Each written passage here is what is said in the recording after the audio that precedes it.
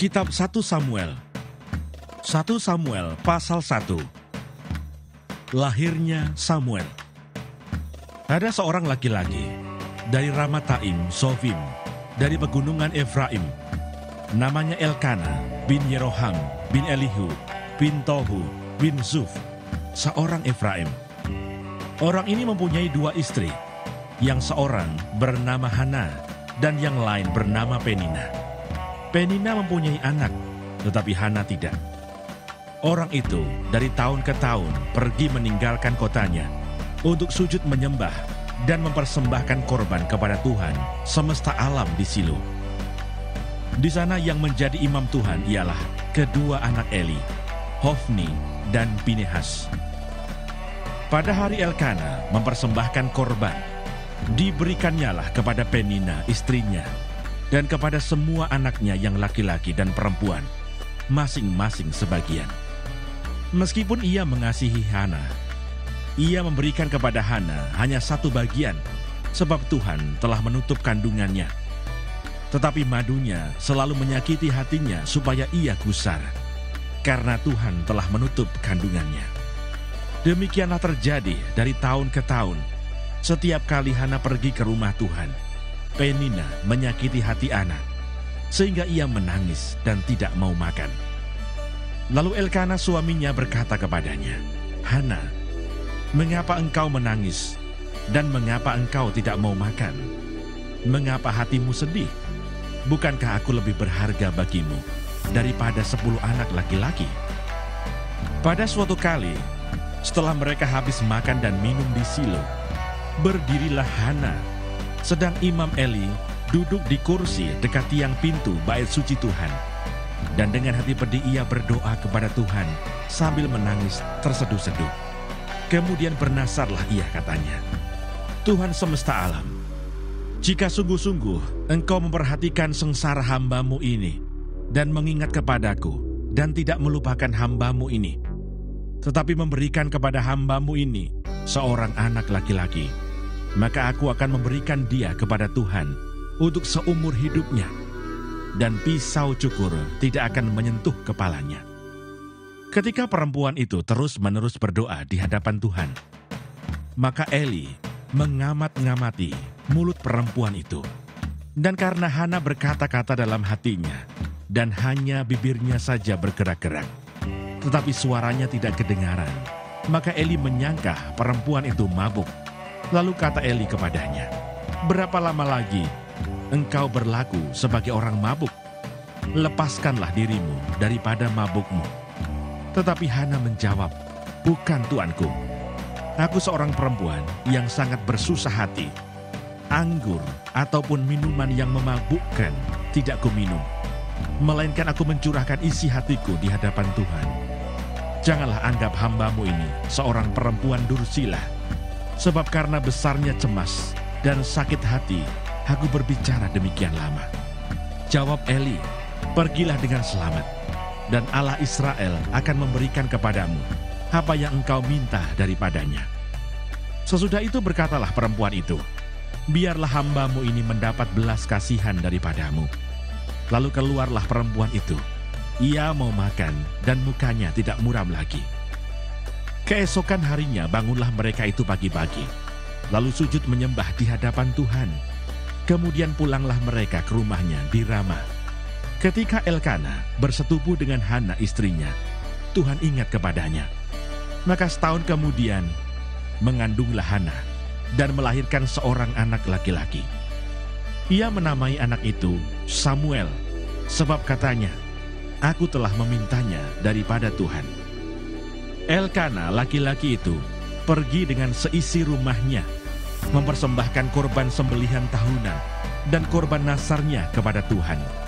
Tetapi Hana tidak ikut pergi, sebab katanya kepada suaminya, "Nanti apabila anak itu cerai susu, aku akan mengantarkan dia, maka ia akan menghadap ke hadirat Tuhan dan tinggal di sana seumur hidupnya."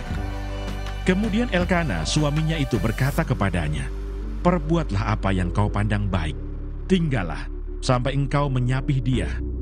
Hanya Tuhan kiranya menepati janjinya." Jadi tinggallah perempuan itu dan menyusui anaknya sampai disapihnya. Setelah perempuan itu menyapi anaknya, dibawanyalah dia dengan seekor lembu jantan yang berumur 3 tahun, 1 eva tepung dan sebuyung anggur. Lalu diantarkannya ke dalam rumah Tuhan di Silo. Waktu itu masih kecil betul kanak-kanak itu. Setelah mereka menyembelih lembu, mereka mengantarkan kanak-kanak itu kepada Eli. Lalu kata perempuan itu, "Mohon bicara tuanku, demi tuanku hidup. Akulah perempuan yang dahulu berdiri di sini dekat tuanku untuk berdoa kepada Tuhan. Untuk mendapat anak inilah aku berdoa. Dan Tuhan telah memberikan kepadaku apa yang kuminta daripadanya. Maka aku pun menyerahkannya kepada Tuhan. Seumur hidup terserahlah ia kiranya kepada Tuhan." Lalu sujudlah mereka di sana, menyembah kepada Tuhan.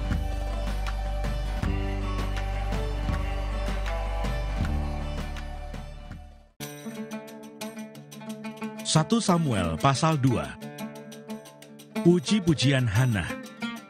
Lalu berdoalah Hana, katanya, "Hatiku bersukaria karena Tuhan. Tanduk kekuatanku ditinggikan oleh Tuhan. Mulutku mencemoohkan musuhku, sebab aku bersukacita karena pertolonganmu. Tidak ada yang kudus seperti Tuhan, sebab tidak ada yang lain kecuali Engkau. Dan tidak ada gunung batu seperti Allah kita. Janganlah kamu selalu berkata sombong, janganlah caci maki keluar dari mulutmu. Karena Tuhan itu Allah yang Maha Tahu, dan oleh Dia perbuatan-perbuatan diuji. Busur pada pahlawan telah patah, tetapi orang-orang yang terhuyung-huyung, pinggangnya berikatkan kekuatan. Siapa yang kenyang dahulu, sekarang menyewakan dirinya karena makanan. Tetapi orang yang lapar dahulu, sekarang boleh beristirahat. Bahkan orang yang mandul melahirkan 7 anak. Tetapi orang yang banyak anaknya menjadi layu. Tuhan mematikan dan menghidupkan. Ia menurunkan ke dalam dunia orang mati dan mengangkat dari sana. Tuhan membuat miskin dan membuat kaya. Ia merendahkan dan meninggikan juga. Ia menegakkan orang yang hina dari dalam debu dan mengangkat orang yang miskin dari lumpur untuk mendudukkan dia bersama-sama dengan para bangsawan dan membuat dia memiliki kursi kehormatan, sebab Tuhan mempunyai alas bumi dan di atasnya ia menaruh daratan. Langkah kaki orang-orang yang dikasihinya dilindunginya, tetapi orang-orang fasik akan mati binasa dalam kegelapan. Sebab bukan oleh karena kekuatannya sendiri seseorang berkuasa. Orang yang berbantah dengan Tuhan akan dihancurkan. Atas mereka ia mengguntur di langit. Tuhan mengadili bumi sampai ke ujung-ujungnya. Ia memberi kekuatan kepada raja yang diangkatnya dan meninggikan tanduk kekuatan orang yang diurapinya. Kejahatan anak-anak Eli. Lalu pulanglah Elkana ke Rama, tetapi anak itu menjadi pelayan Tuhan di bawah pengawasan Imam Eli. Adapun anak-anak lelaki Eli adalah orang-orang dursila. Mereka tidak mengindahkan Tuhan ataupun batas hak para imam terhadap bangsa itu.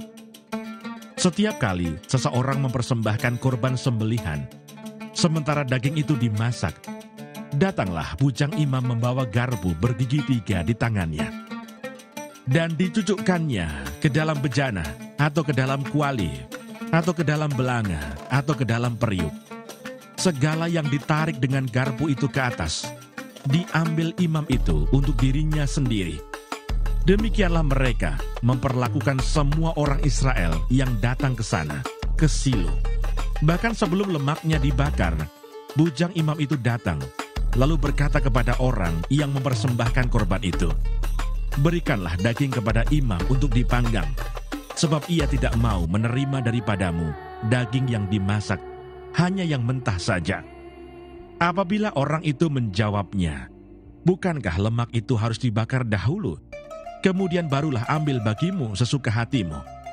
Maka berkatalah ia kepada orang itu, "Sekarang juga harus kau berikan. Kalau tidak, aku akan mengambilnya dengan kekerasan." Dengan demikian, Sangat besarlah dosa kedua orang muda itu di hadapan Tuhan, sebab mereka memandang rendah korban untuk Tuhan. Adapun Samuel menjadi pelayan di hadapan Tuhan. Ia masih anak-anak, yang tubuhnya berlilitkan baju efod dari kain lenan. Setiap tahun ibunya membuatkan dia jubah kecil dan membawa jubah itu kepadanya. Apabila ia bersama-sama suaminya pergi mempersembahkan korban sembelihan tahunan. Lalu Eli memberkati Elkana dan istrinya, katanya, Tuhan kiranya memberikan keturunan kepadamu dari perempuan ini, pengganti yang telah diserahkannya kepada Tuhan. Sesudah itu pulanglah mereka ke tempat kediamannya. Dan Tuhan mengindahkan Hana, sehingga dia mengandung dan melahirkan 3 anak laki-laki dan 2 anak perempuan lagi. Sementara itu makin besarlah Samuel, yang muda itu di hadapan Tuhan. Eli telah sangat tua. Apabila didengarnya segala sesuatu yang dilakukan anak-anaknya terhadap semua orang Israel, dan bahwa mereka itu tidur dengan perempuan-perempuan yang melayani di depan pintu kemah pertemuan, berkatalah ia kepada mereka, "Mengapa kamu melakukan hal-hal yang begitu? Sehingga ku dengar dari segenap bangsa ini tentang perbuatan-perbuatanmu yang jahat itu. Janganlah begitu, anak-anakku. Bukan kabar baik yang ku dengar itu, bahwa kamu menyebabkan umat Tuhan melakukan pelanggaran. Jika seseorang berdosa terhadap seorang yang lain, maka Allah yang akan mengadili. Tetapi jika seseorang berdosa terhadap Tuhan, siapakah yang menjadi perantara baginya?" Tetapi tidaklah didengarkan mereka perkataan ayahnya itu, sebab Tuhan hendak mematikan mereka. Tetapi Samuel yang muda itu semakin besar dan semakin disukai, baik di hadapan Tuhan maupun di hadapan manusia. Nubuat tentang Eli dan kaum keluarganya. Seorang abdi Allah datang kepada Eli dan berkata kepadanya, "Beginilah firman Tuhan, bukankah dengan nyata aku menyatakan diriku kepada nenek moyangmu ketika mereka masih di Mesir dan takluk kepada keturunan Firaun? Dan aku telah memilihnya dari segala suku Israel menjadi imam bagiku, supaya ia mempersembahkan kurban di atas mezbahku, membakar ukupan, dan memakai baju efod di hadapanku. Kepada kaummu telah kuserahkan segala korban api-apian orang Israel. Mengapa engkau memandang dengan lobah kepada korban sembelihanku dan korban sajianku yang telah kuperintahkan? Dan mengapa engkau menghormati anak-anakmu lebih daripadaku, sambil kamu menggemukkan dirimu dengan bagian yang terbaik dari setiap korban sajian umatku Israel? Sebab itu demikianlah firman Tuhan Allah Israel, sesungguhnya aku telah berjanji, keluargamu dan kaummu akan hidup di hadapanku selamanya. Tetapi sekarang demikianlah firman Tuhan, jauhlah hal itu daripadaku. Sebab siapa yang menghormati aku akan kuhormati, tetapi siapa yang menghina aku akan dipandang rendah. Sesungguhnya akan datang waktunya bahwa aku akan mematahkan tangan kekuatanmu dan tangan kekuatan kaummu, sehingga tidak ada seorang kakek dalam keluargamu. Maka engkau akan memandang dengan mata bermusuhan kepada segala kebaikan yang akan kulakukan kepada Israel, dan dalam keluargamu takkan ada seorang kakek untuk selamanya.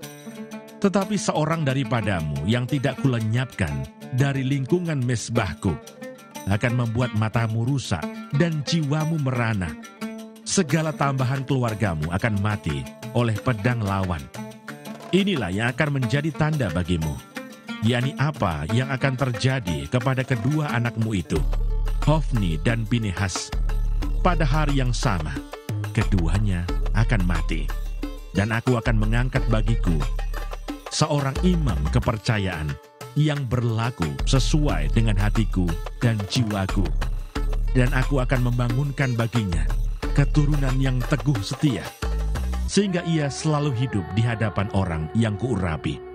Kemudian siapa yang masih tinggal hidup dari keturunanmu akan datang sujud menyembah kepadanya, meminta sekeping uang perak atau sepotong roti, dan akan berkata, tempatkanlah kiranya aku dalam salah satu golongan imam itu, supaya aku dapat makan sekerat roti. 1 Samuel pasal 3. Samuel terpanggil. Samuel yang muda itu menjadi pelayan Tuhan di bawah pengawasan Eli. Pada masa itu firman Tuhan jarang, penglihatan-penglihatan pun tidak sering. Pada suatu hari Eli, yang matanya mulai kabur dan tidak dapat melihat dengan baik, sedang berbaring di tempat tidurnya. Lampu rumah Allah belum lagi padam. Samuel telah tidur di dalam bait suci Tuhan, tempat tabut Allah. Lalu Tuhan memanggil, "Samuel, Samuel." Dan ia menjawab, "Ya Bapa." Lalu berlarilah ia kepada Eli, serta katanya, "Ya Bapa, bukankah Bapa memanggil aku?" Tetapi Eli berkata, "Aku tidak memanggil, tidurlah kembali." Lalu pergilah ia tidur. Dan Tuhan memanggil Samuel sekali lagi. Samuel pun bangunlah, lalu pergi mendapatkan Eli serta berkata, "Ya Bapa, bukankah Bapa memanggil aku?" Tetapi Eli berkata, "Aku tidak memanggil anakku, tidurlah kembali." Samuel belum mengenal Tuhan. Firman Tuhan belum pernah dinyatakan kepadanya. Dan Tuhan memanggil Samuel sekali lagi untuk ketiga kalinya. Ia pun bangunlah, lalu pergi mendapatkan Eli serta katanya, "Ya Bapa, bukankah Bapa memanggil aku?" Lalu mengertilah Eli bahwa Tuhanlah yang memanggil anak itu. Sebab itu berkatalah Eli kepada Samuel, "Pergilah tidur. Dan apabila ia memanggil engkau, katakanlah, 'Berbicaralah Tuhan, sebab hamba-Mu ini mendengar.'" Maka pergilah Samuel dan tidurlah ia di tempat tidurnya. Lalu datanglah Tuhan berdiri di sana dan memanggil seperti yang sudah-sudah, "Samuel, Samuel." Dan Samuel menjawab, "Berbicaralah, sebab hamba-Mu ini mendengar." Lalu berfirmanlah Tuhan kepada Samuel, "Ketahuilah, aku akan melakukan sesuatu di Israel, sehingga setiap orang yang mendengarnya akan bising kedua telinganya. Pada waktu itu, aku akan menepati kepada Eli segala yang telah kufirmankan tentang keluarganya, dari mula sampai akhir. Sebab telah kuberitahukan kepadanya bahwa aku akan menghukum keluarganya untuk selamanya, karena dosa yang telah diketahuinya, yakni bahwa anak-anaknya telah menghujat Allah, tetapi ia tidak memarahi mereka. Sebab itu aku telah bersumpah kepada keluarga Eli, bahwa dosa keluarga Eli takkan dihapuskan dengan kurban sembelihan atau dengan kurban sajian untuk selamanya." Samuel tidur sampai pagi. Kemudian dibukanya pintu rumah Tuhan. Samuel segan memberitahukan penglihatan itu kepada Eli. Tetapi Eli memanggil Samuel, katanya, "Samuel anakku." Jawab Samuel, "Ya Bapa." Kata Eli, "Apakah yang disampaikannya kepadamu? Janganlah kau sembunyikan kepadaku. Kiranya beginilah Allah menghukum engkau, bahkan lebih lagi daripada itu, jika engkau menyembunyikan sepatah kata pun kepadaku dari apa yang disampaikannya kepadamu itu." Lalu Samuel memberitahukan semuanya itu kepadanya, dengan tidak menyembunyikan sesuatu pun. Kemudian Eli berkata, "Dia Tuhan, biarlah diperbuatnya apa yang dipandangnya baik." Dan Samuel makin besar, dan Tuhan menyertai dia, dan tidak ada satupun dari firman-Nya itu yang dibiarkannya gugur. Maka tahulah seluruh Israel, dari Dan sampai Berseba, bahwa kepada Samuel telah dipercayakan jabatan Nabi Tuhan. Dan Tuhan selanjutnya menampakkan diri di Silo, sebab ia menyatakan diri di Silo kepada Samuel dengan perantaraan firman-Nya. 1 Samuel pasal 4. Dan perkataan Samuel sampai ke seluruh Israel. Tabut Tuhan dirampas. Orang Israel maju berperang melawan orang Filistin dan berkemah dekat Ebenezer. Sedang orang Filistin berkemah di Afek. Orang Filistin mengatur barisannya berhadapan dengan orang Israel.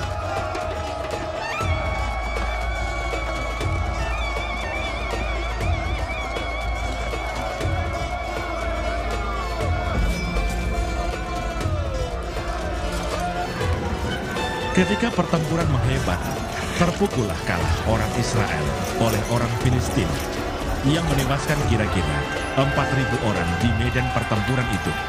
Ketika tentara itu kembali ke perkemahan, berkatalah para tua-tua Israel, "Mengapa Tuhan membuat kita terpukul kalah oleh orang Filistin pada hari ini?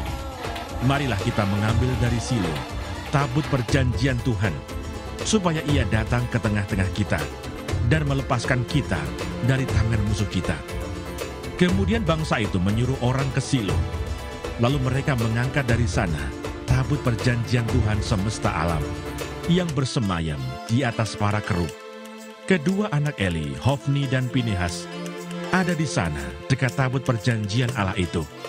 Segera sesudah tabut perjanjian Tuhan sampai ke perkemahan, bersoraklah seluruh orang Israel dengan nyaring, sehingga bumi bergetar.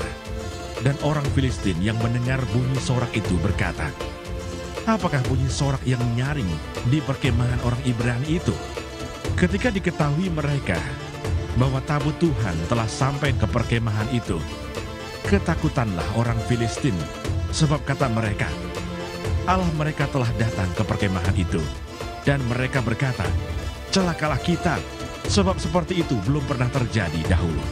Celakalah kita, siapakah yang menolong kita dari tangan Allah yang maha dahsyat ini? Inilah juga Allah yang telah menghajar orang Mesir dengan berbagai-bagai tulah di padang gurun. Kuatkanlah hatimu dan berlakulah seperti laki-laki, hai orang Filistin, supaya kamu jangan menjadi budak orang Ibrani itu, seperti mereka dahulu menjadi budakmu. Berlakulah seperti laki-laki dan berperanglah." Lalu berperanglah orang Filistin.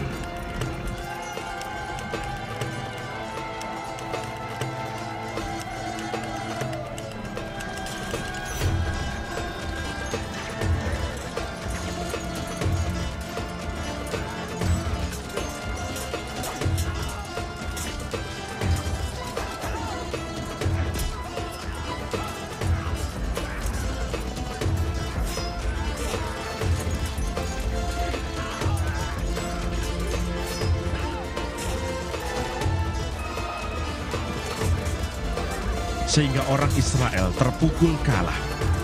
Mereka melarikan diri masing-masing ke kemahnya.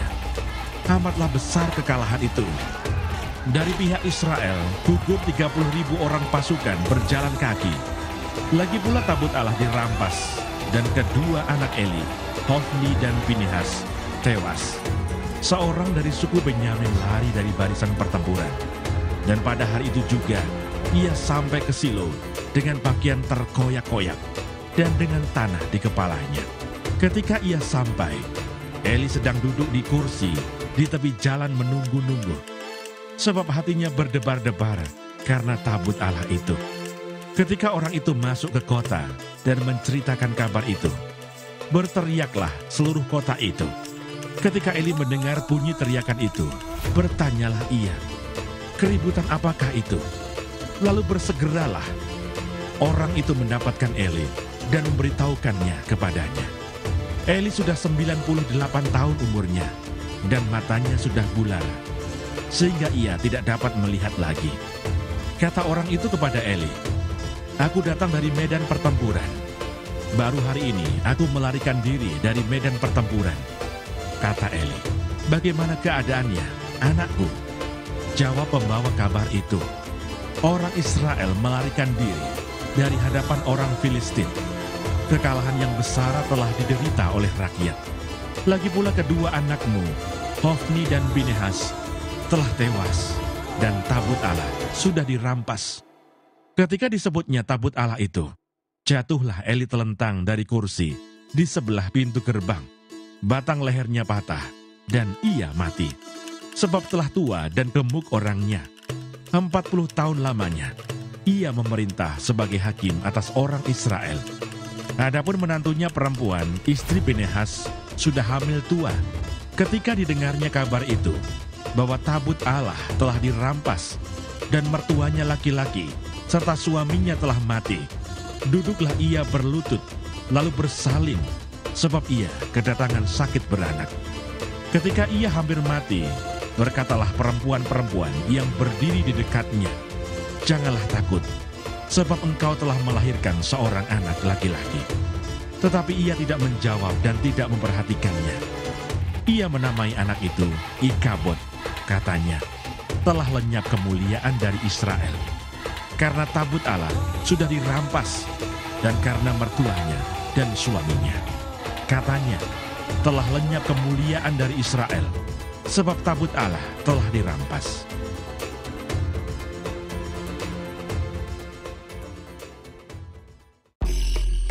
Satu Samuel pasal 5. Tabut Tuhan di tanah orang Filistin. Sesudah orang Filistin merampas tabut Allah, maka mereka membawanya dari Ebenezer ke Asdod. Orang Filistin mengambil tabut Allah itu, dibawanya masuk ke kuil Dagon, dan diletakkannya di sisi Dagon.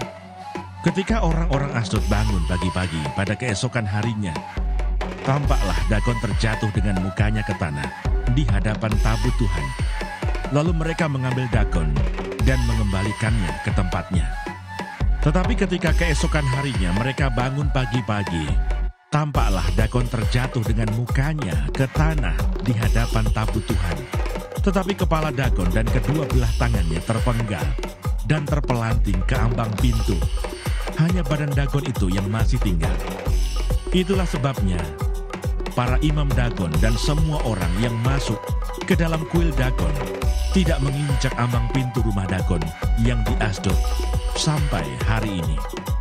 Tangan Tuhan menekan orang-orang Asdod itu dengan berat, dan ia membingungkan mereka.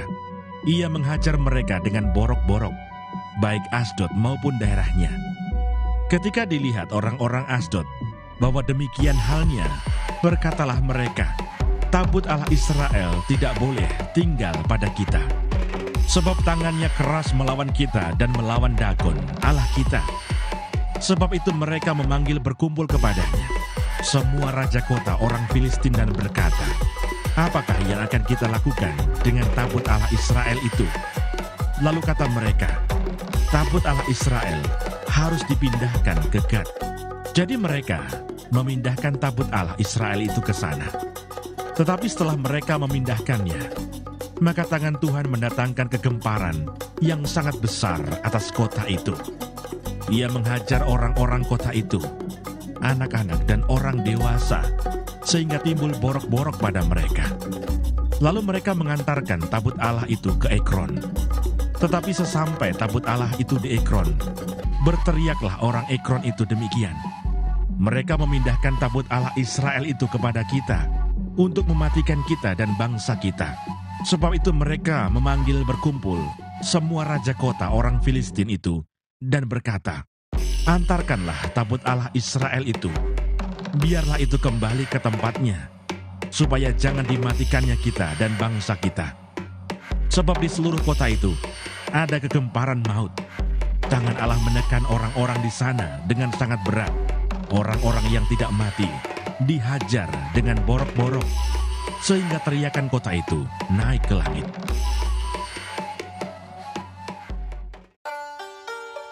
Satu Samuel pasal 6. Tabut dikembalikan kepada orang Israel. Setelah 7 bulan lamanya, tabut Tuhan itu ada di daerah orang Filistin. Maka orang Filistin itu memanggil para imam dan para petenung, lalu berkata kepada mereka, "Apakah yang harus kami lakukan dengan tabut Tuhan itu? Beritahukanlah kepada kami, bagaimana kami harus mengantarkannya kembali ke tempatnya." Lalu kata mereka, "Apabila kamu mengantarkan tabut Allah Israel itu, maka janganlah kamu mengantarkannya dengan tangan hampa, melainkan haruslah kamu membayar tebusan salah kepadanya. Maka kamu akan menjadi sembuh, dan kamu akan mengetahui mengapa tangannya tidak undur daripadamu." Sesudah itu bertanyalah mereka, "Apakah tebusan salah yang harus kami bayar kepadanya?" Jawab mereka, "Menurut jumlah raja-raja kota orang Filistin, 5 borok emas dan 5 tikus emas. Sebab itulah yang sama menimpa kamu sekalian dan raja-raja kotamu. Jadi buatlah gambar borok-borokmu dan gambar tikus yang merusak tanahmu, dan sampaikanlah hormatmu kepada Allah Israel. Mungkin ia akan mengangkat daripadamu daripada Allahmu dan daripada tanahmu tangannya yang menekan dengan berat. Mengapa kamu berkeras hati, sama seperti orang Mesir dan Firaun berkeras hati? Bukankah mereka membiarkan bangsa itu pergi ketika ia mempermain-mainkan mereka?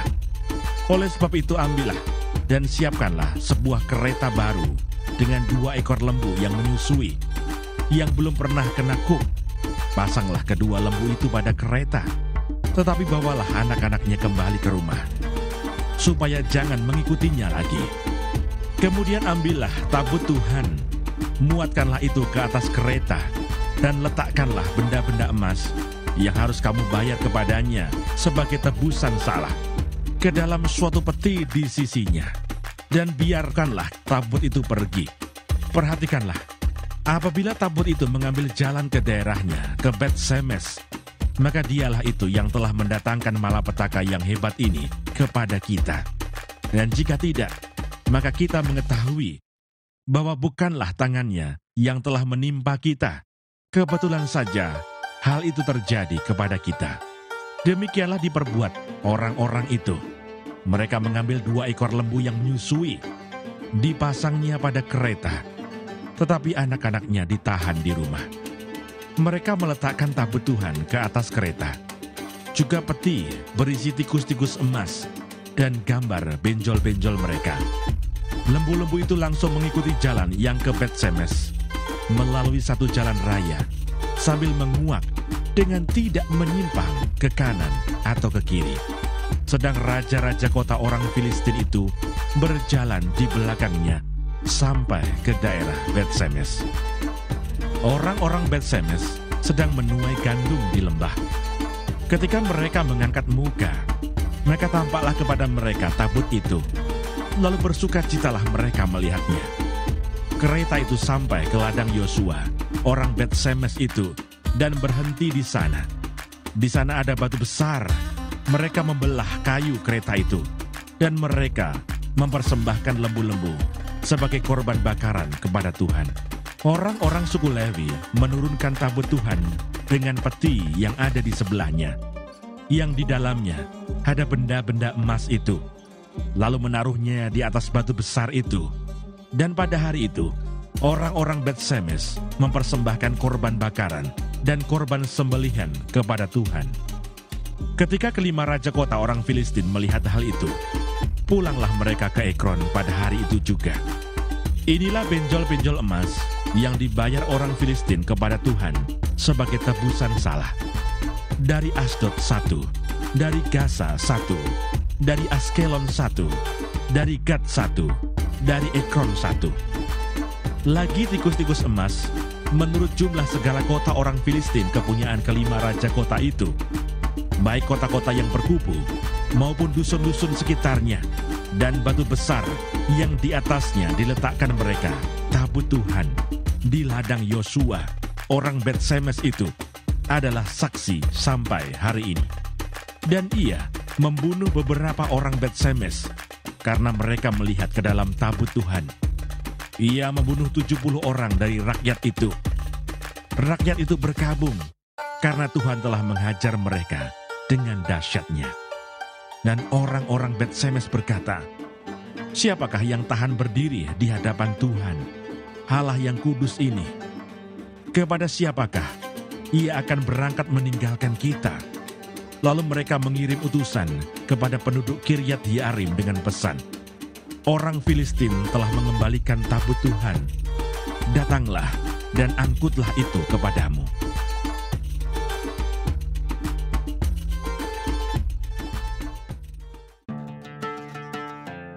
1 Samuel pasal 7. Lalu orang-orang Kiryat Yearim datang. Mereka mengangkut tabut Tuhan itu dan membawanya ke dalam rumah Abinadab yang di atas bukit. Dan Eleazar anaknya, mereka kuduskan untuk menjaga tabut Tuhan itu. Orang Filistin terpukul kalah dekat Mispa. Sejak saat tabut itu tinggal di Kiryat Yearim, berlalulah waktu yang cukup lama, yakni 20 tahun, dan seluruh kaum Israel mengeluh kepada Tuhan.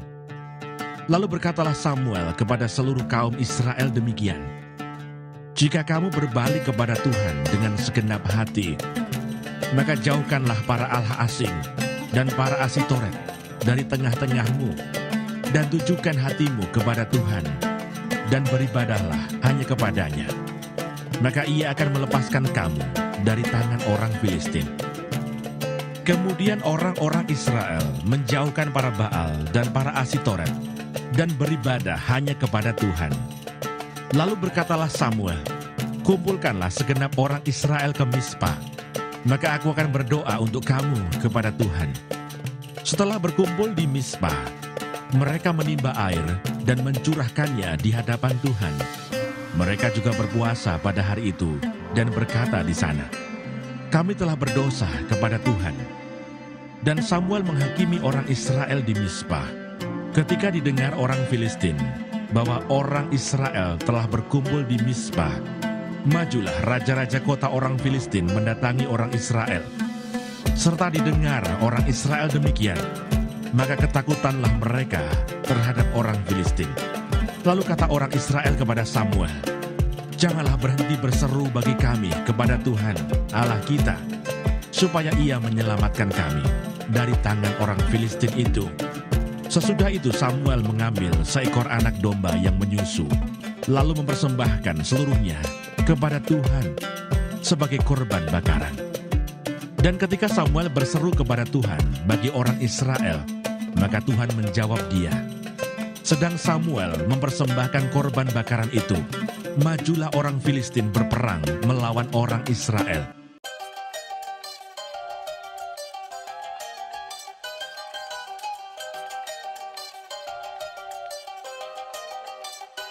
Tetapi pada hari itu, Tuhan mengguntur dengan bunyi yang hebat ke atas orang Filistin dan mengacaukan mereka, sehingga mereka terpukul kalah oleh orang Israel.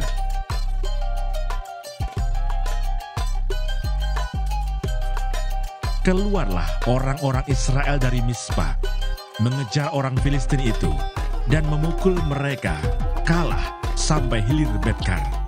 Kemudian Samuel mengambil sebuah batu dan mendirikannya antara Mispa dan Yesana. Ia menamainya Ebenezer, katanya, sampai di sini Tuhan menolong kita. Demikianlah orang Filistin itu ditundukkan dan tidak lagi memasuki daerah Israel. Tangan Tuhan melawan orang Filistin seumur hidup Samuel, dan kota-kota yang diambil orang Filistin daripada Israel kembali pula kepada Israel, mulai dari Ekron sampai Gad. Dan orang Israel merebut daerah sekitarnya dari tangan orang Filistin. Antara orang Israel dan orang Amori ada damai. Samuel sebagai hakim. Samuel memerintah sebagai hakim atas orang Israel seumur hidupnya. Dari tahun ke tahun, ia berkeliling ke Betel, Gilgal, dan Mispa, dan memerintah atas orang Israel di segala tempat itu.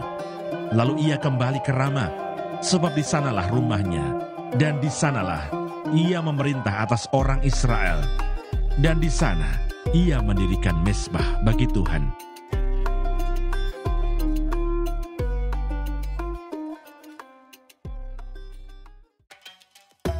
1 Samuel pasal 8. Orang Israel menghendaki seorang raja.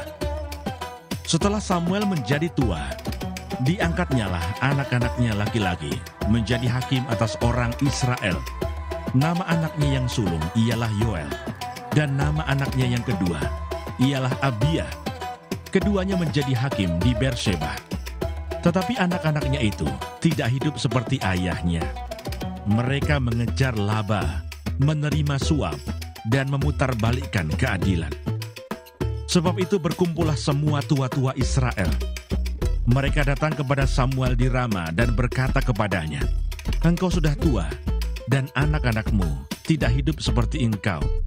Maka angkatlah sekarang seorang raja atas kami untuk memerintah kami, seperti pada segala bangsa-bangsa lain. Waktu mereka berkata, berikanlah kepada kami seorang raja untuk memerintah kami, perkataan itu mengesalkan Samuel. Maka berdoalah Samuel kepada Tuhan. Tuhan berfirman kepada Samuel, dengarkanlah perkataan bangsa itu. dalam segala hal yang dikatakan mereka kepadamu.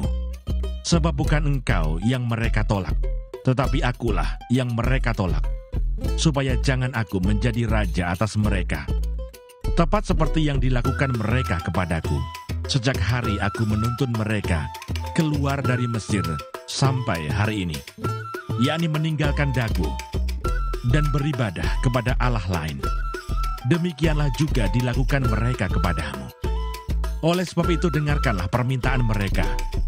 Hanya peringatkanlah mereka dengan sungguh-sungguh dan beritahukanlah kepada mereka apa yang menjadi hak raja yang akan memerintah mereka. Dan Samuel menyampaikan segala firman Tuhan kepada bangsa itu yang meminta seorang raja kepadanya. Katanya, inilah yang menjadi hak raja yang akan memerintah kamu itu.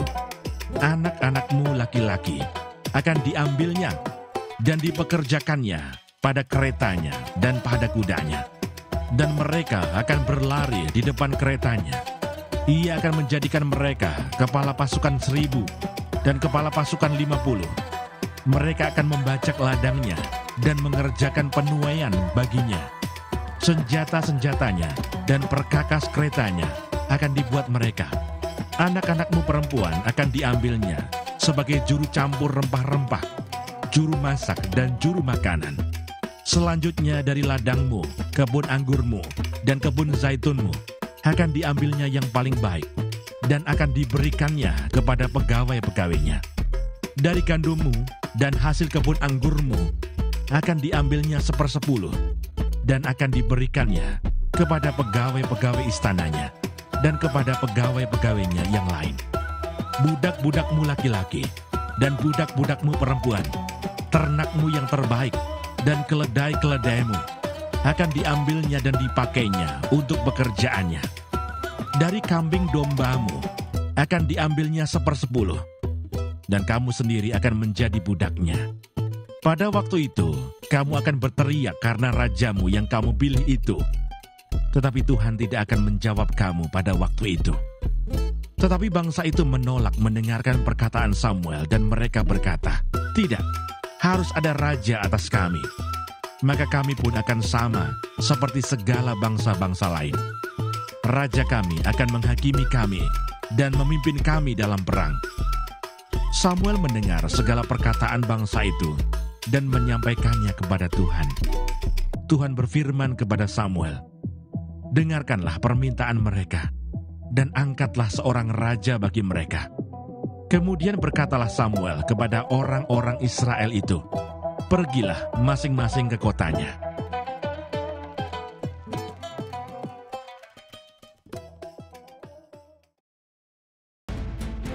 Satu Samuel pasal 9.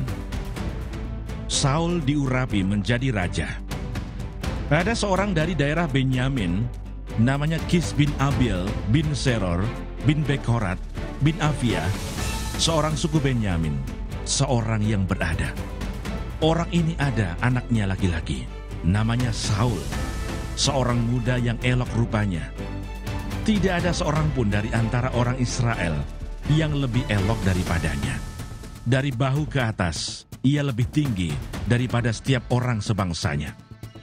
Kis, ayah Saul itu, kehilangan keledai-keledai betinanya.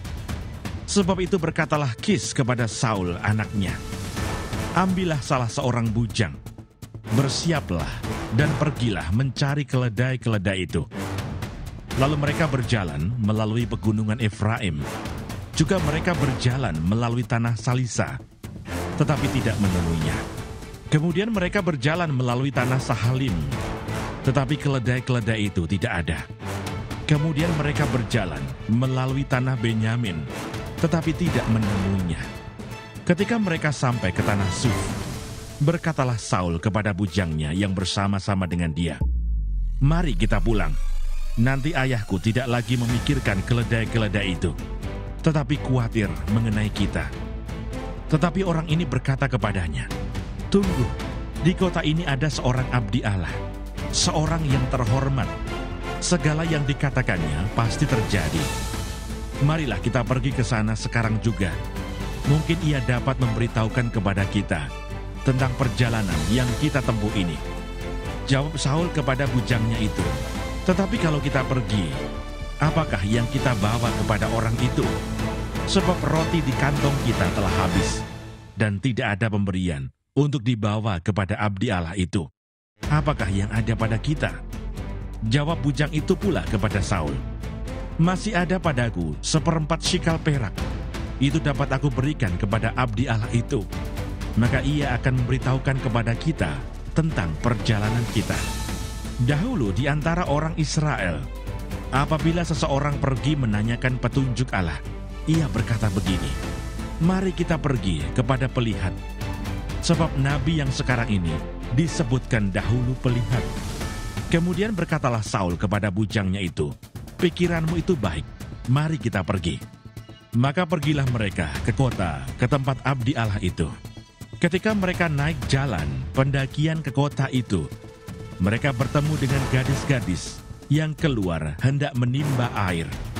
Mereka bertanya kepada gadis-gadis itu, "Pelihat ada di sini?" Jawab gadis-gadis itu kepada mereka, "Ya ada. Baru saja ia mendahului kamu. Cepat-cepatlah sekarang. Ia datang ke kota hari ini, karena ada perjamuan korban untuk orang banyak di bukit pada hari ini. Apabila kamu masuk ke kota, kamu akan segera menjumpainya sebelum ia naik ke bukit untuk makan. Sebab orang banyak tidak akan makan sebelum ia datang, karena dialah yang memberkati korban. Kemudian barulah para undangan makan. Pergilah sekarang, sebab kamu akan menjumpainya dengan segera." Maka naiklah mereka ke kota, dan ketika mereka masuk kota, Samuel yang berjalan keluar untuk naik ke bukit berpapasan dengan mereka. Tetapi Tuhan telah menyatakan kepada Samuel sehari sebelum kedatangan Saul demikian, "Besok kira-kira waktu ini, aku akan menyuruh kepadamu seorang laki-laki dari tanah Benyamin. Engkau akan mengurapi dia menjadi raja atas umatku Israel, dan ia akan menyelamatkan umatku dari tangan orang Filistin. Sebab aku telah memperhatikan sengsara umatku itu, karena teriakannya telah sampai kepadaku." Ketika Samuel melihat Saul, maka berfirmanlah Tuhan kepadanya, "Inilah orang yang kusebutkan kepadamu itu. Orang ini akan memegang tampuk pemerintahan atas umatku." Dalam pada itu Saul datang mendekati Samuel di tengah pintu gerbang dan berkata, "Maaf, di mana rumah pelihat itu?" Jawab Samuel kepada Saul, katanya, "Akulah pelihat itu. Naiklah mendahului aku ke bukit. Hari ini kamu makan bersama-sama dengan daku. Besok pagi, aku membiarkan engkau pergi, dan aku akan memberitahukan kepadamu segala sesuatu yang ada dalam hatimu. Adapun keledai-keledaimu yang telah hilang 3 hari lamanya sampai sekarang, janganlah engkau khawatir, sebab telah diketemukan. Tetapi siapakah yang memiliki segala yang diingini orang Israel? Bukankah itu ada padamu dan pada seluruh kaum keluargamu?" Tetapi jawab Saul, "Bukankah aku seorang suku Benyamin, suku yang terkecil di Israel? Dan bukankah kaumku yang paling hina dari segala kaum suku Benyamin? Mengapa Bapa berkata demikian kepadaku?" Sesudah itu Samuel mengajak Saul dan bujangnya, dibawanya ke pendopo, dan diberikannya kepada mereka tempat utama di depan para undangan, yang banyaknya kira-kira 30 orang. Berkatalah Samuel kepada juru masak, "Berikanlah sekarang bagian yang kuberikan kepadamu tadi dengan pesan, simpanlah ini dahulu." Lalu juru masak itu menghidangkan paha dan apa yang termasuk ke situ, dan meletakkannya ke depan Saul. Dan Samuel berkata, "Lihat, yang tinggal ini diletakkan ke depanmu. Makanlah, sebab telah disimpan bagimu untuk perayaan ini. Ketika aku berkata, aku telah mengundang orang banyak." Demikianlah pada hari itu, Saul makan bersama-sama dengan Samuel.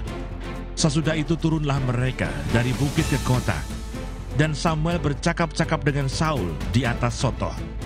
Mereka bangun pagi-pagi, dan ketika fajar menyingsing, Samuel memanggil Saul yang ada di atas sotoh itu, katanya, "Bangunlah, aku akan mengantarkan engkau Lalu Saul bangun dan mereka keduanya pergi keluar, yakni ia dan Samuel. Ketika mereka turun sampai ke ujung kota, berkatalah Samuel kepada Saul, "Katakanlah kepada bujang itu, supaya ia pergi mendahului kita. Tetapi berhentilah engkau sebentar, maka aku akan memberitahukan kepadamu firman Allah." 1 Samuel pasal 10. Lalu Samuel mengambil buli-buli berisi minyak, dituangnyalah ke atas kepala Saul. Diciumnyalah dia sambil berkata, "Bukankah Tuhan telah mengurapi engkau menjadi raja atas umatnya Israel? Engkau akan memegang tampuk pemerintahan atas umat Tuhan, dan engkau akan menyelamatkannya dari tangan musuh-musuh di sekitarnya. Inilah tandanya bagimu bahwa Tuhan telah mengurapi engkau menjadi raja atas miliknya sendiri. Apabila engkau pada hari ini pergi meninggalkan aku, maka engkau akan bertemu dengan 2 orang laki-laki di dekat kubur Rahel, di daerah Benyamin, di Selsah. Mereka akan berkata kepadamu, 'Keledai-keledai yang engkau cari itu telah diketemukan,' dan ayahmu tidak memikirkan keledai-keledai itu lagi, tetapi ia khawatir mengenai kamu. Katanya, 'Apakah yang akan kuperbuat untuk anakku itu?' Dari sana engkau akan berjalan terus lagi dan sampai ke pohon Tarbantin Tabor. Maka di sana engkau akan ditemui oleh 3 orang laki-laki yang naik menghadap Allah di Betel. Seorang membawa 3 ekor anak kambing, seorang membawa 3 ketul roti, dan yang lain lagi sebuyung anggur. Mereka akan memberi salam kepadamu dan memberikan kepadamu 2 ketul roti yang akan kau terima dari mereka. Sesudah itu engkau akan sampai ke Gibea Allah, tempat kedudukan pasukan orang Filistin. Dan apabila engkau masuk kota, engkau akan berjumpa di sana dengan serombongan nabi yang turun dari bukit pengorbanan dengan gambus, rebana, suling, dan kecapi di depan mereka. Mereka sendiri akan kepenuhan seperti nabi. Maka roh Tuhan akan berkuasa atasmu. Engkau akan kepenuhan bersama-sama dengan mereka dan berubah menjadi manusia lain. Apabila tanda-tanda ini terjadi kepadamu, lakukanlah apa saja yang didapat oleh tanganmu, sebab Allah menyertai engkau. Engkau harus pergi ke Gilgal mendahului aku, dan camkanlah, aku akan datang kepadamu untuk mempersembahkan korban bakaran dan korban keselamatan. Engkau harus menunggu 7 hari lamanya, sampai aku datang kepadamu dan memberitahukan kepadamu apa yang harus kau lakukan." Sedang ia berpaling untuk pergi meninggalkan Samuel, maka Allah mengubah hatinya menjadi lain. Dan segala tanda-tanda yang tersebut itu terjadi pada hari itu juga. Ketika mereka sampai di Gibea dari sana, maka bertemulah ia dengan serombongan nabi. Roh Allah berkuasa atasnya, dan Saul turut kepenuhan seperti nabi di tengah-tengah mereka. Dan semua orang yang mengenalnya dari dahulu melihat dengan heran bahwa ia bernubuat bersama-sama dengan nabi-nabi itu. Lalu berkatalah orang banyak yang satu kepada yang lain, "Apakah gerangan yang terjadi dengan anak Kis itu? Apa Saul juga termasuk golongan nabi?" Lalu seorang dari tempat itu menjawab, "Siapakah bapa mereka?" Itulah sebabnya menjadi peribahasa, "Apa Saul juga termasuk golongan nabi?" Setelah habis ia kepenuhan seperti nabi, pulanglah ia. Dan paman Saul berkata kepadanya dan bujangnya, "Dari mana kamu?" Jawabnya, "Mencari keledai-keledai itu. Tetapi ketika tidak terlihat, maka kami pergi kepada Samuel." Kemudian paman Saul itu berkata, "Coba ceritakan kepadaku, apa yang dikatakan Samuel kepada kamu?" Kata Saul kepada pamannya itu, "Terus saja diberitahukannya kepada kami bahwa keledai-keledai itu telah diketemukan. Tetapi perihal menjadi raja yang telah dikatakan Samuel kepadanya, tidak diceritakan kepadanya." Saul menjadi raja dengan undian. Kemudian Samuel mengerahkan bangsa itu ke hadapan Tuhan di Mizpah. Dan ia berkata kepada orang Israel itu, "Beginilah firman Tuhan Allah Israel, Aku telah menuntun orang Israel keluar dari Mesir dan telah melepaskan kamu dari tangan orang Mesir dan dari tangan segala kerajaan yang menindas kamu. Tetapi sekarang kamu menolak Allahmu yang menyelamatkan kamu dari segala malapetaka dan kesusahanmu dengan berkata, "Tidak, angkatlah seorang raja atas kami." Maka sebab itu, berdirilah kamu di hadapan Tuhan, menurut sukumu dan menurut kaummu. Lalu Samuel menyuruh segala suku Israel tampil ke muka. Maka didapati suku Benyamin. Sesudah itu, disuruhnyalah suku Benyamin tampil ke muka menurut kaum keluarganya. Maka didapati kaum keluarga Matri. Akhirnya disuruhnyalah kaum keluarga Matri tampil ke muka seorang demi seorang. Maka didapati Saul bin Kis. Tetapi ketika ia dicari, ia tidak diketemukan. Sebab itu ditanyakan pula lah kepada Tuhan, "Apa orang itu juga datang kemari?" Tuhan menjawab, "Sesungguhnya ia bersembunyi di antara barang-barang." Berlarilah orang ke sana dan mengambilnya dari sana. Dan ketika ia berdiri di tengah-tengah orang-orang sebangsanya, ternyata ia dari bahu ke atas lebih tinggi daripada setiap orang sebangsanya. Dan Samuel berkata kepada seluruh bangsa itu, "Kamu lihatlah orang yang dipilih Tuhan itu, sebab tidak ada seorang pun yang sama seperti dia di antara seluruh bangsa itu." Lalu bersoraklah seluruh bangsa itu demikian, "Hidup raja!" Kemudian Samuel menguraikan kepada bangsa itu tentang hak-hak kerajaan, menuliskannya pada suatu piagam, dan meletakkannya di hadapan Tuhan. Sesudah itu Samuel menyuruh seluruh bangsa itu pulang, masing-masing ke rumahnya. Saul pun pulang ke rumahnya, ke Gibea, dan bersama-sama dengan dia ikut pergi orang-orang gagah perkasa yang hatinya telah digerakkan Allah. Tetapi orang-orang dursila berkata, "Masakan orang ini dapat menyelamatkan kita?"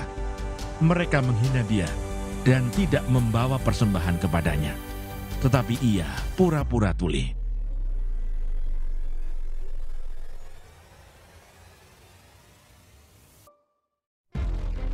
Satu Samuel pasal 11.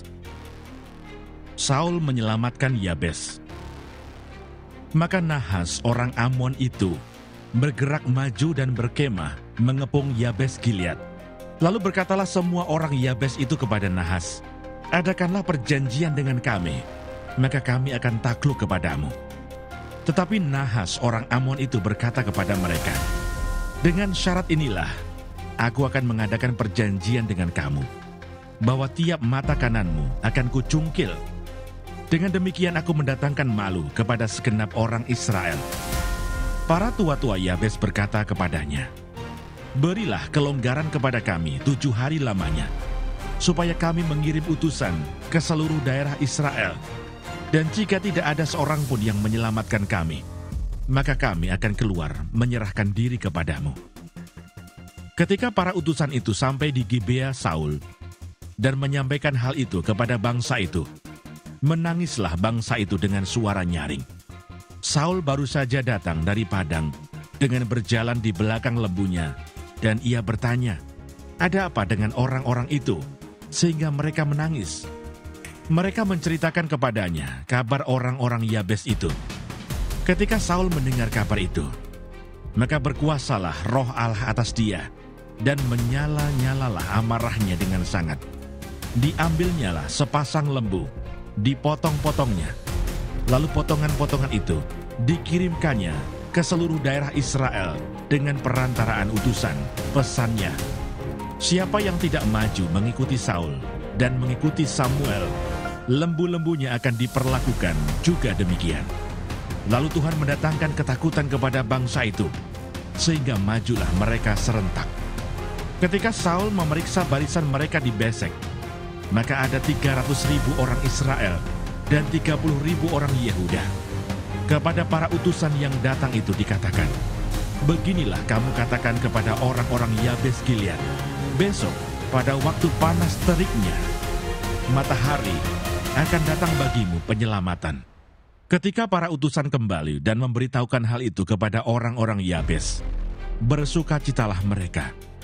Lalu orang-orang Yabes itu berkata kepada Nahas, "Besok kami akan keluar menyerahkan diri kepadamu, maka bolehlah kamu lakukan terhadap kami apapun yang kamu pandang baik. Keesokan harinya, Saul membagi rakyat itu menjadi 3 pasukan. Mereka itu masuk ke tengah-tengah perkemahan musuh pada waktu kawal pagi dan memukul kalah orang-orang Amun sebelum hari panas. Dan terserak-seraklah orang-orang yang lolos itu, sehingga di antara mereka tidak ada tinggal 2 orang bersama-sama. Lalu berkatalah bangsa itu kepada Samuel, "Siapakah yang telah berkata, masakan Saul menjadi raja atas kita? Serahkanlah orang-orang itu, supaya kami membunuhnya." Tetapi kata Saul, "Pada hari ini, seorang pun tidak boleh dibunuh, sebab pada hari ini, Tuhan telah mewujudkan keselamatan kepada Israel." Dan Samuel berkata kepada bangsa itu, "Marilah kita pergi ke Gilgal dan membaharui jabatan raja di sana." Lalu pergilah seluruh bangsa itu ke Gilgal dan menjadikan Saul raja di sana, di hadapan Tuhan di Gilgal. Dan mereka mempersembahkan di sana korban keselamatan di hadapan Tuhan. Dan bersukarialah di sana Saul dan semua orang Israel dengan sangat. 1 Samuel pasal 12. Samuel minta diri dari bangsa itu. Berkatalah Samuel kepada seluruh orang Israel, "Telah kudengarkan segala permintaanmu yang kamu sampaikan kepadaku, dan seorang raja telah kuangkat atasmu. Maka sekarang raja itulah yang menjadi pemimpinmu. Tetapi aku ini telah menjadi tua dan beruban, dan bukankah anak-anakku laki-laki ada di antara kamu? Akulah yang menjadi pemimpinmu dari sejak mudaku sampai hari ini. Di sini aku berdiri.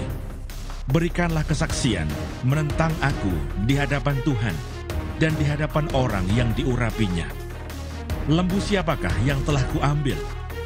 Keledai siapakah yang telah kuambil? Siapakah yang telah kuperas? Siapakah yang telah kuperlakukan dengan kekerasan? Dari tangan siapakah telah kuterima sogok, sehingga aku harus tutup mata? Aku akan mengembalikannya kepadamu." Jawab mereka, "Engkau tidak memeras kami, dan engkau tidak memperlakukan kami dengan kekerasan, dan engkau tidak menerima apa-apa dari tangan siapapun." Lalu berkatalah ia kepada mereka, "Tuhan menjadi saksi kepada kamu, dan orang yang diurapinya pun menjadi saksi pada hari ini, bahwa kamu tidak mendapat apa-apa dalam tanganku." Jawab mereka, "Dia menjadi saksi." Lalu berkatalah Samuel kepada bangsa itu, "Tuhanlah saksi yang mengangkat Musa dan Harun, dan yang menuntun nenek moyangmu keluar dari tanah Mesir. Maka sebab itu, berdirilah, supaya aku bersama-sama dengan kamu berhakim di hadapan Tuhan mengenai segala perbuatan keselamatan Tuhan yang telah dikerjakannya kepadamu dan kepada nenek moyangmu. Ketika Yakub datang ke Mesir dan nenek moyangmu berseru-seru kepada Tuhan, maka Tuhan mengutus Musa dan Harun yang membawa nenek moyangmu keluar dari Mesir dan membiarkan mereka diam di tempat ini. Tetapi mereka melupakan Tuhan Allah mereka, dan ia menyerahkan mereka ke dalam tangan Sisera, panglima tentara di Hasor, dan ke dalam tangan orang Filistin dan Raja Moab yang berperang melawan mereka. Mereka berseru-seru kepada Tuhan, katanya, "Kami telah berdosa, sebab kami telah meninggalkan Tuhan dan beribadah kepada para Baal dan para Asitoret. Maka sekarang lepaskanlah kami dari tangan musuh kami, maka kami akan beribadah kepadamu." Sesudah itu Tuhan mengutus Yerubbaal, Barak, Yefta dan Samuel, dan melepaskan kamu dari tangan musuh di sekelilingmu, sehingga kamu diam dengan tenteram. Tetapi kamu melihat bahwa Nahas, Raja Bani Amon, mendatangi kamu. Maka kamu berkata kepadaku, "Tidak, seorang raja harus memerintah kami, padahal Tuhan Allahmu adalah rajamu." Maka sebab itu, lihat itu raja yang telah kamu pilih, yang kamu minta. Sesungguhnya Tuhan telah mengangkat raja atasmu, asal saja kamu takut akan Tuhan, beribadah kepadanya, mendengarkan firman-Nya, dan tidak menentang titah Tuhan, dan baik kamu maupun raja yang akan memerintah kamu itu mengikuti Tuhan Allahmu. Tetapi jika kamu tidak mendengarkan firman Tuhan, dan kamu menentang titah Tuhan, maka tangan Tuhan akan melawan kamu dan melawan rajamu. Sekarang tinggallah berdiri, dan lihatlah perkara yang besar yang akan dilakukan Tuhan di depan matamu ini. Bukankah sekarang musim menuai gandum? Aku akan berseru kepada Tuhan, supaya Ia memberikan gurun dan hujan. Lihatlah dan sadarlah, bahwa besar kejahatan yang telah kamu lakukan itu di mata Tuhan, dengan meminta raja bagimu. Lalu berserulah Samuel kepada Tuhan. Maka Tuhan memberikan pada hari itu guruh dan hujan, sehingga sangat takutlah seluruh bangsa itu kepada Tuhan dan kepada Samuel. Berkatalah seluruh bangsa itu kepada Samuel, berdoalah untuk hamba-hambamu ini kepada Tuhan Allahmu, supaya jangan kami mati. Sebab dengan meminta raja bagi kami menambah dosa kami dengan kejahatan ini. Dan berkatalah Samuel kepada bangsa itu, jangan takut. Memang kamu telah melakukan segala kejahatan ini.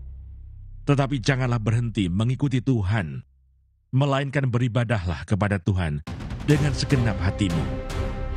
Jangan menyimpang untuk mengejar dewa kesia-siaan yang tidak berguna dan tidak dapat menolong, karena semuanya itu adalah kesia-siaan belaka. Sebab Tuhan tidak akan membuang umatnya, sebab namanya yang besar. Bukankah Tuhan telah berkenan untuk membuat kamu menjadi umatnya? Mengenai aku, jauhlah daripadaku untuk berdosa kepada Tuhan dengan berhenti mendoakan kamu. Aku akan mengajarkan kepadamu jalan yang baik dan lurus. Hanya takutlah akan Tuhan, dan setialah beribadah kepadanya dengan segenap hatimu. Sebab ketahuilah betapa besarnya hal-hal yang dilakukannya di antara kamu. Tetapi jika kamu terus berbuat jahat, maka kamu akan dilenyapkan, baik kamu maupun rajamu itu.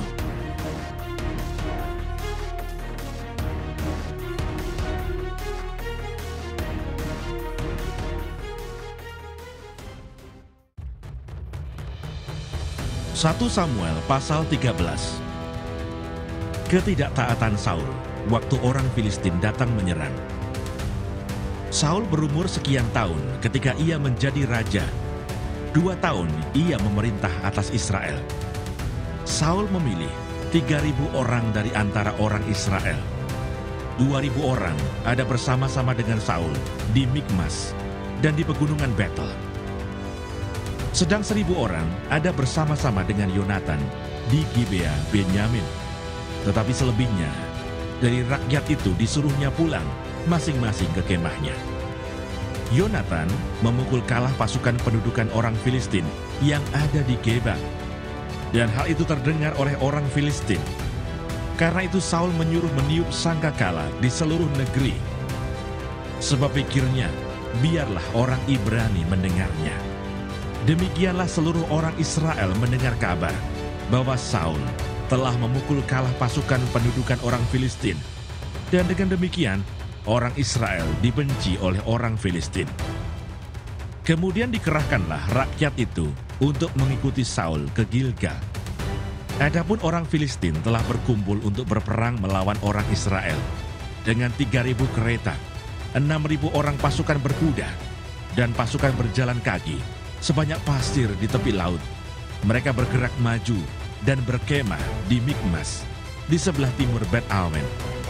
Ketika dilihat orang-orang Israel bahwa mereka terjepit sebab rakyat memang terdesak, maka larilah rakyat bersembunyi di gua, teluk batu, bukit batu, liang batu, dan perigi. Malah ada orang Ibrani yang menyeberangi arungan sungai Yordan menuju tanah Gad dan Gilead. Sedang Saul masih di Gilgal dan seluruh rakyat mengikutinya dengan gemetar.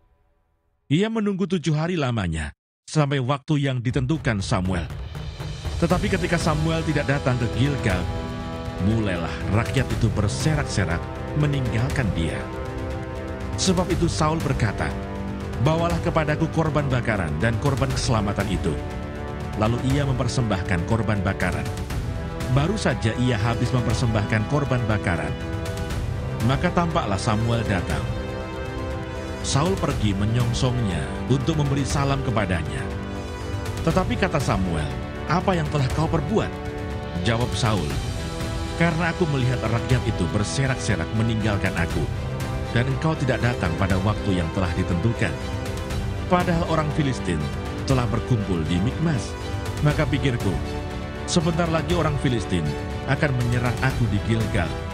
Padahal aku belum memohonkan belas kasihan Tuhan. Sebab itu aku memberanikan diri, lalu mempersembahkan korban bakaran." Kata Samuel kepada Saul, "Perbuatanmu itu bodoh.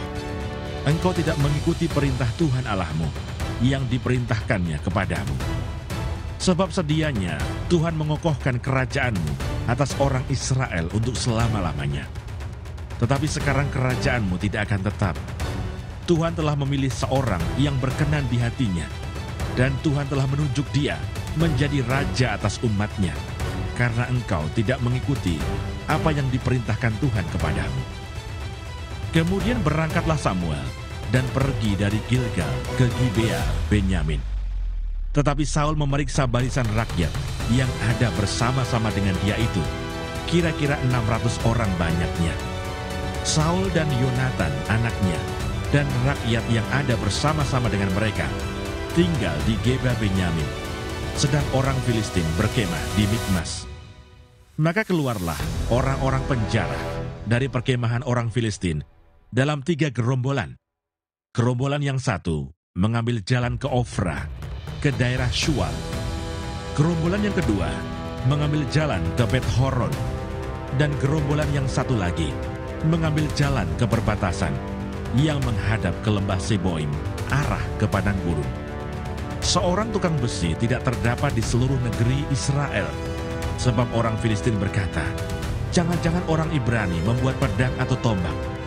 Jadi semua orang Israel harus pergi kepada orang Filistin untuk mengasah mata bajaknya, beliungnya, kapaknya, atau aritnya masing-masing. Adapun bayarannya ialah 2/3 shikal untuk mata bajak dan beliung, dan 1/3 shikal untuk mengasah kapak dan untuk memasang kusa. Sehingga pada hari pertempuran itu, sebilah pedang atau lembing pun tidak terdapat pada seluruh rakyat yang ada bersama Saul dan Yonatan. Tetapi Saul dan Yonatan anaknya itu masih mempunyainya. Kepahlawanan Yonatan. Dan suatu pasukan pengawal orang Filistin telah keluar ke pelintasan gunung di Mikmas.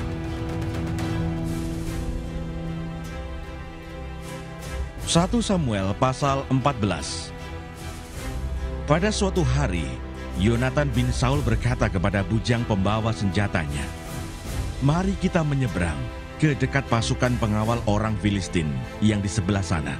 Tetapi tidak diberitahukannya hal itu kepada ayahnya. Adapun Saul duduk di ujung Gibea, di bawah pohon delima yang di Migron, dan rakyat yang ada bersama-sama dengan dia itu kira-kira 600 orang banyaknya. Ahia, anak Ahitub, saudara Ikabod, anak Pinehas, anak Eli, imam Tuhan di Silo, dialah yang memakai baju efod pada waktu itu. Tetapi rakyat tidak tahu tentang perginya Yonatan itu.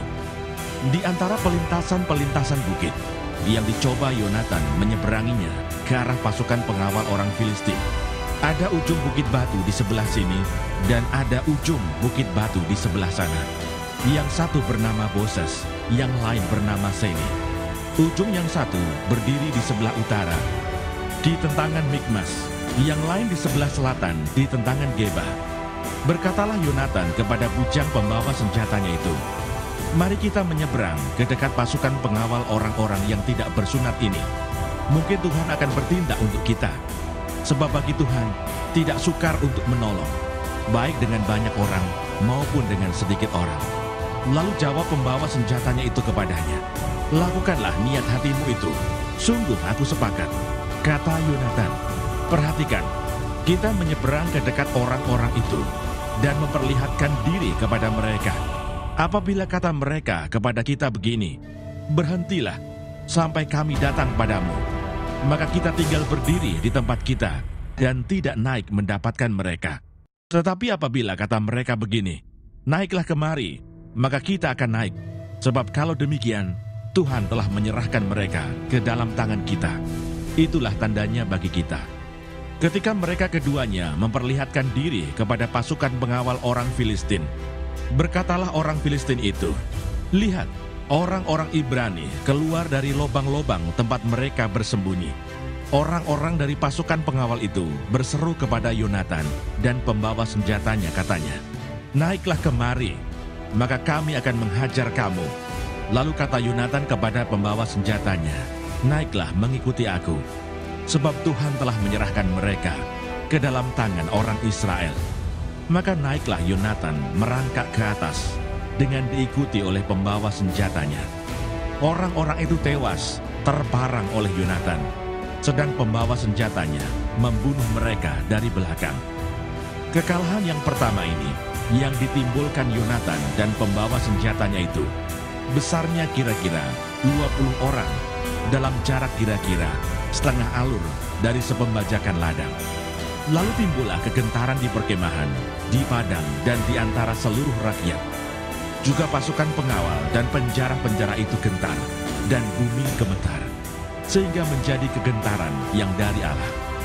Ketika peninjau Saul di Gibea Benyamin melihat hal itu, dan sesungguhnya orang ramai seperti ombak berjalan ke sana kemari, berkatalah Saul kepada tentara yang bersama-sama dengan dia itu, "Periksalah barisan dan lihatlah siapa yang pergi daripada kita."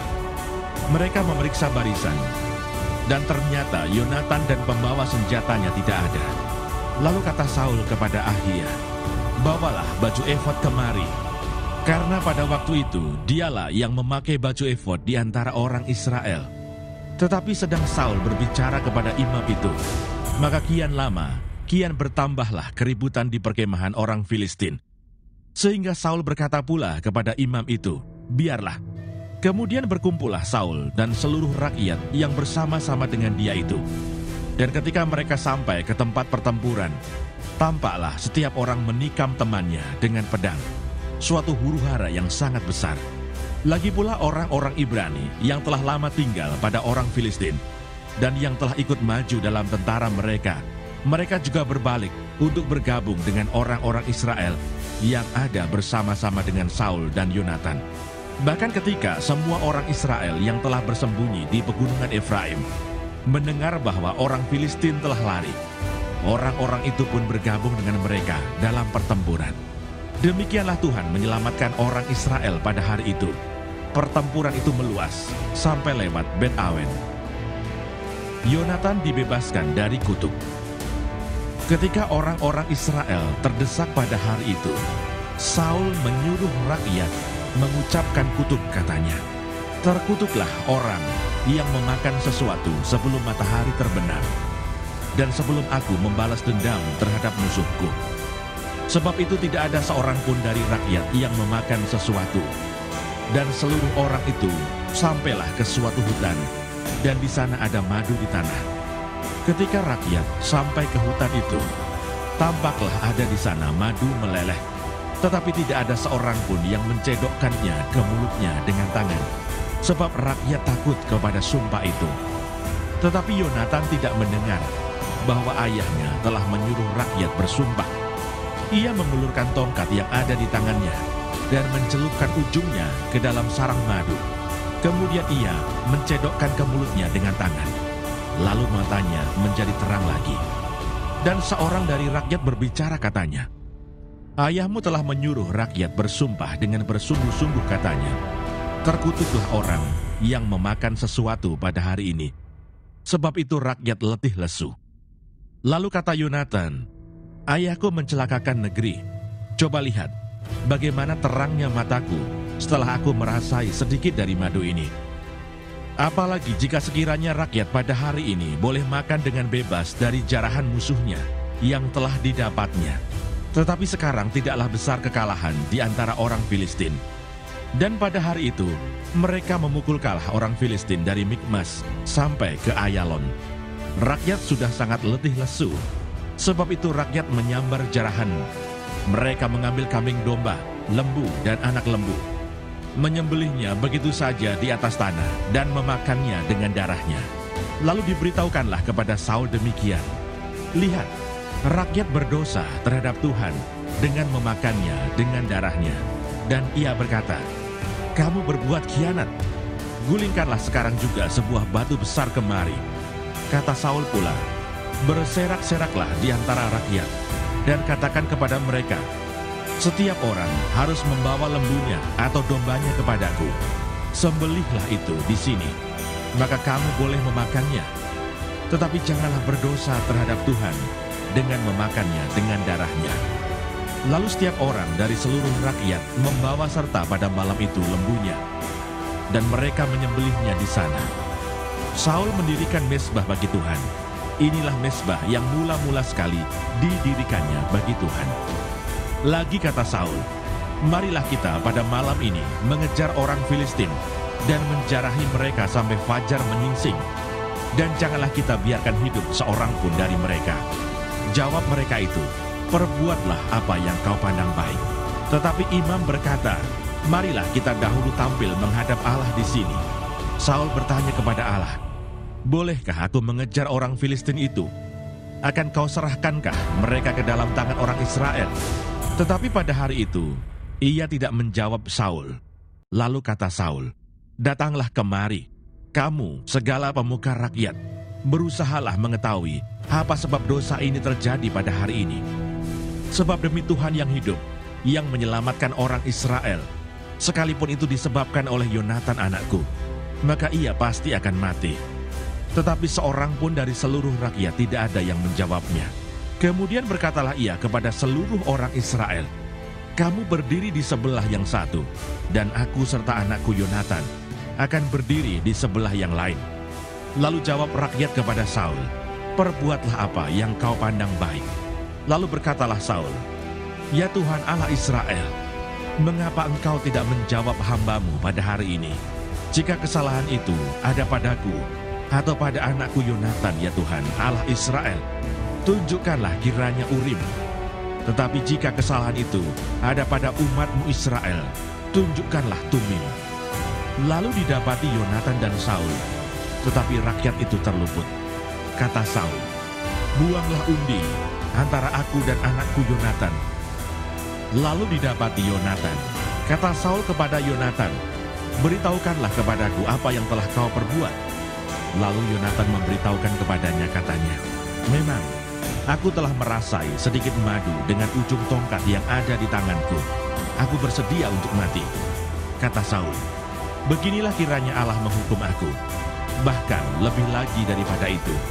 Sesungguhnya, Yonatan, engkau harus mati." Tetapi rakyat berkata kepada Saul, "Masakan Yonatan harus mati? Dia yang telah mendapat kemenangan yang besar ini di Israel. Jauhlah yang demikian, demi Tuhan yang hidup. Sehelai rambut pun dari kepalanya takkan jatuh ke bumi. Sebab dengan pertolongan Allah juga dilakukannya hal itu pada hari ini."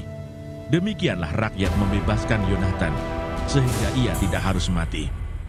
Maka pulanglah Saul setelah mengejar orang Filistin, dan orang Filistin itu pun kembali ke tempat kediamannya. Catatan tentang musuh-musuh dan keluarga Saul. Setelah Saul mendapat jabatan raja atas Israel, maka berperanglah ia ke segala penjuru melawan segala musuhnya, melawan Moab, Bani Amon, Edom, raja-raja negeri Soba, dan orang Filistin. Dan kemanapun ia pergi, ia selalu mendapat kemenangan. Ia melakukan perbuatan-perbuatan yang gagah perkasa, memukul kalah orang Amalek, dan melepaskan Israel dari tangan orang-orang yang merampasi mereka. Anak-anak lelaki Saul ialah Yonatan, Yiswi, dan Malkisua. Nama kedua anaknya yang perempuan, yang tertua bernama Merab, yang termuda bernama Mikal. Istri Saul bernama Ahinoam, anak Ahimaas. Panglima tentaranya bernama Abner, anak Ner, paman Saul. Kis ayah Saul dan Ner ayah Abner adalah anak-anak Abiel. Hebat peperangan melawan orang Filistin selama zaman Saul, dan semua pahlawan dan orang gagah perkasa yang dilihat Saul dikumpulkannya kepadanya.